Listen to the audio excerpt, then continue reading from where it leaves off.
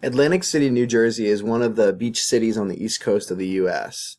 Atlantic City experiences flooding quite often. As the seas begin to rise and threats get worse, Back Bay areas are lower income and tend to take the hit from most of the damage. The city is currently experiencing a sea level rise of 4 millimeters a year, which is much greater than most of the country.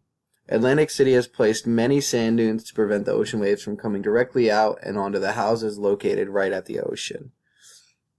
These house owners also have financing to make sure their houses stay above the water during floods. Global sea level rise has risen over an inch in the past 10 years, and even faster in Atlantic City. The forecast is not looking good. President Trump has cut more funding to make climate change research efforts related to sea level rise. The increased cost of continuing to add sand to the coast could eventually not be worth the cost as the sea level continues to rise.